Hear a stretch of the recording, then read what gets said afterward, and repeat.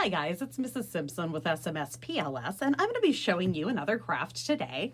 Today, we're going to be making some paint chip bookmarks. So they'll come out something like this. There's all different shapes and sizes of paint chips if you should go to the hardware store. I liked these little ones that are shaped like this, but there's other types as well. And I'll even show you how to make an optional tassel. So you don't really need the tassel, but they can be fun if you're willing to try it. All right, so let's go ahead and get started. I'm going to set my finished example aside and let's lay out our supplies. So I'm going to need my paint chip. You can see this one's a little different than the one I did in the example. I'm going to need a fine-tipped Sharpie, some embroidery floss if I'm going to be making a tassel. I don't actually need to make a tassel though, but if I want to make one, I need this. I'm going to need some good sharp scissors, and if I'm going to use a tassel, a hole punch.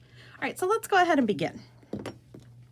So the first step is going to be just decorating this with your fine-tipped Sharpie. And it kind of depends what you want to do. I've seen a lot of really cute designs if I looked on Pinterest. I've seen people draw big flowers. I've seen people draw patterns that are different inside of each one of these. I've seen people write like inspiring messages like a poem. So I think I'm going to do a little bit of a combination of all those things. So I'll give you some tips on using your fine-tip Sharpie. This will stain your hands. It'll take a couple days to come off. And while it's drying on the paint chip, you want to make sure you're not smearing it. So make sure that you're not going back over a place that you've already written. So I might start. I don't like that I can see the words on here, so I'm going to create a pattern that covers up the words. So it says Roxbury Red, that's the paint color, and I don't want to see that. I'm going to turn this so it's a little easier not to make a mess, and I'm just going to make like a squiggle pattern to help camouflage it. Now, I'm pretty good at keeping things in a straight line. I mean, not perfect, but pretty good. So I feel like I don't necessarily need to take a ruler and make a line to use as a guide. I feel like I've kind of got it under control. That looks pretty good. I'm okay with it. So now I'm going to go, and I think I'm just going to make like some polka dots across the bottom to kind of help camouflage the words because I don't want to see them. All right, so that looks pretty good. All right, now I have to think what else I might want. So this is where I'm going to be careful not to smear what I've already done. I think I'm going to do some flowers. And I saw like a really cool one where they took and like made it look like the flower was kind of going off the page. And you can watch all kinds of tutorials on the internet that'll show you how to draw different types of flowers. I think I'm just going to freehand draw kind of a sunflower maybe, but not exactly. And I like to draw, so like for me, this is not a big deal. If you're not somebody who likes to draw, I can get where it may not, you know, come out quite like you want. And don't sweat that stuff so much. I'm going to add another row of petals here. Show it like that. Okay, I kind of like how that one came out. I like that there's a little bit of empty space over here. So what I'm going to do is I'm just going to go ahead and speed this up and finish doing my drawing. And then I can show you what to do next.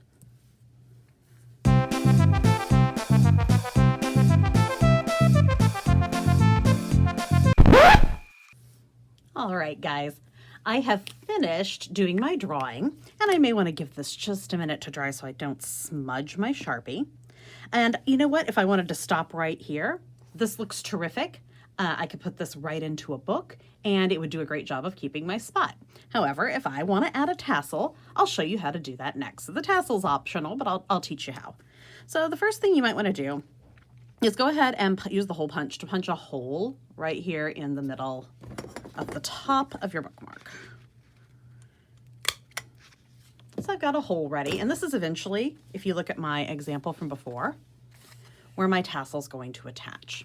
Now the tassel takes a minute to make, so I'm going to talk you through all the steps.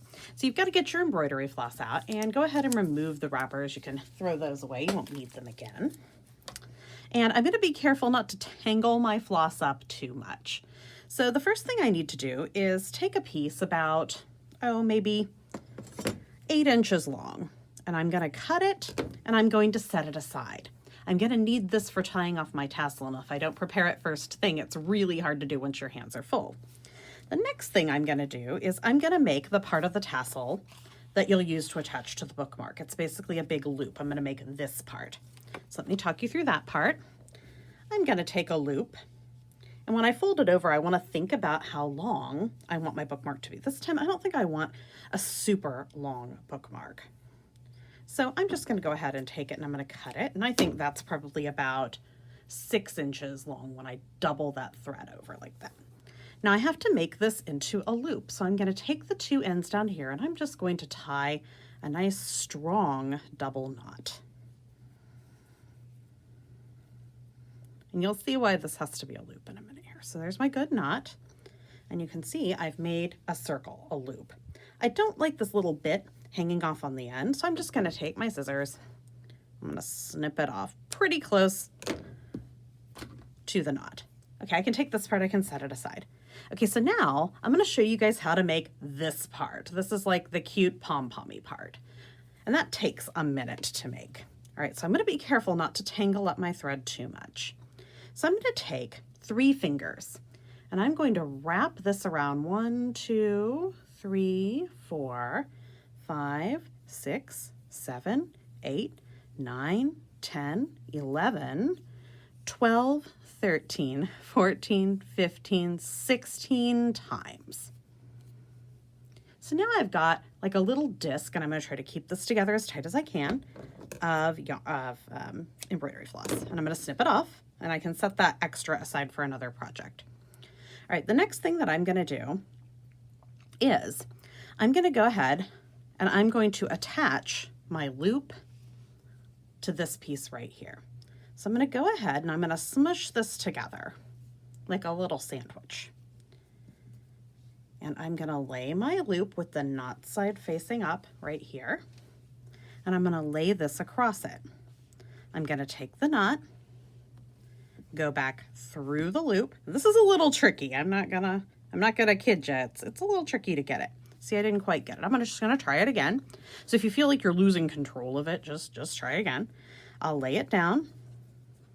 I'm gonna take the knot and I'm going to put it through the loop, and I'm making a slip knot is what I'm doing.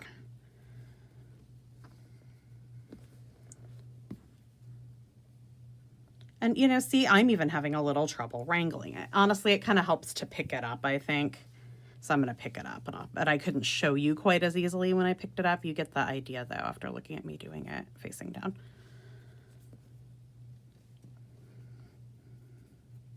All right, I think I got it this time. A little easier to do when you're picking it up. All right, so now I've got this nice tight situation like this. I'm going to take this and I'm going to fold it over now. And what I have to do is take this other piece that I set aside. Remember I said it'd be tough to wrangle once you got going. I'm going to leave a nice long tail, about like that. I'm going to take the other part and I'm going to start tightly wrapping it around and around a few times. Now there's different ways to make tassels. This is just one way. So once I've got it around there nice and tight a few times, I have to tie this nice and tight with a double knot. And I hope you can see what I'm doing okay. And remember, if you start to do the tassel and you don't like it, or it's really too hard, or it's just not going well, your bookmark works fine without a tassel. And in fact, I actually prefer them without the tassel. I think the tassel gets grimy sometimes.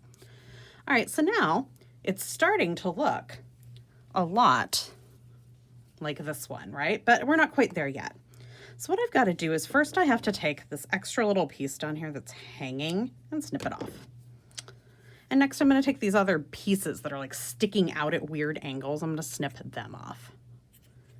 But it doesn't quite have this little brushy top bit yet. So let me show you how to do that. So what I'm going to do is I'm going to go into the loop with my scissors and I'm going to cut. And there's a second loop on the other side. I'm going to go inside it with my scissors and cut. And if I see some other loops that I didn't quite get in the first 2 cuts, I can cut them now. I just kind of go in there. Now, right now, it's kind of sticking up like crazy troll hair. And maybe you like it like that and you don't want to do anything else. Now, if you want yours to be kind of flat like this one, we have to do a little more trimming. So I think I'm going to trim this up a little bit more. I have to hold it really tight with my thumb, otherwise the threads want to go every which way, and I don't like the way that goes. I don't like the way it looks. Let me see if I like this now. I might turn it a different way and trim just a little more. I don't want to trim off too much though, because then it'll stop fanning out, and I don't want that to happen. All right, let's have a look. Okay, fluffy and cute. So let me clear this trash out of the way, and I'll go on and I'll show you the last step, which is if you chose to make a tassel, how do you attach it? Once again, we're going to be making a slip knot. So I'm going to take, and it doesn't matter which side I start from, and I'm going to put the end of my tassel through here. Then I'm going to flip it over and open this up, and I'm going to pull the brushy part through, and I've made a slip knot, and now I've got a pretty cute bookmark. So if you have a family member who loves to read, something like this tucked inside of a book that you're giving them as a gift, I think makes it a little bit extra special. All right, so make sure that when you finish your bookmark, you take some photos and share on our social media platforms and tag us at smsouthpls. See you next time.